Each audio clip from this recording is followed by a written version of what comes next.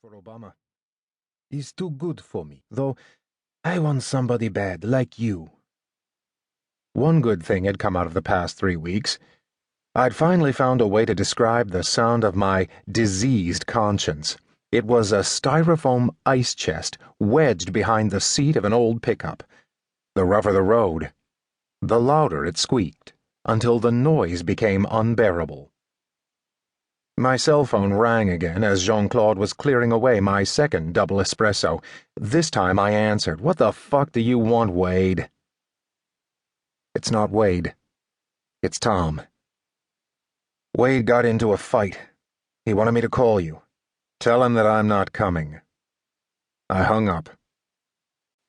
They couldn't be anywhere but the Coastal Club, one of the places I was avoiding, a place that I'd been avoiding even before Terry died. I poured my espresso into a sip cup and sped out of the parking lot. Something that had stuck with me from that lost decade of being a cop. Running out of coffee shops and driving away too fast. A simple white building in a glade of oak and eucalyptus just off Laguna Canyon Road. The Coastal Club was nicer than most AA clubs because a rich gallery owner had endowed it 30 years ago. Then it took them almost half that 30 years to decide on a design. It was just down the road from the old Bhagwan Ranjish place, now a nursery school, and you could have mistaken it for a deal like that. The architectural equivalent of a freshly laundered linen nightgown. They'd done a good job. I hated going there, but it was the place where my life began. Once I would have slept there, if they had let me. I first met Terry in the gravel parking lot where I was now skidding my truck into a swirl of dust. Wade stood at the front door beside Tom and several other fools from the 7 a.m. meeting. It seemed like everyone but Wade wanted to tell me what had happened, but they were a little scared to tell me, too. Since Terry's death, I'd become an authorized repository for community grief. One reason I hadn't attended a single meeting since the funeral was that I was sick of people looking at me as though I might break down or explode. Wade's pal, Tom, an overweight photojournalist who'd taken the highway patrol on a chase through 2 counties last summer, gave me a jaunty and ridiculous salute. He and a guy I didn't know at all with dark glasses and a bomber jacket stood behind Wade like Secret Service agents, arms at their sides, but ready. When I rolled up beside the curb, Wade said, "Dude." "In the truck," I answered. "It wasn't his fault," Tom said. "Troy Padilla came out of nowhere."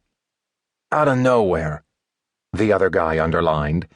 "In the truck, please," I said to Wade. "His dad's a mafioso or something," Tom explained.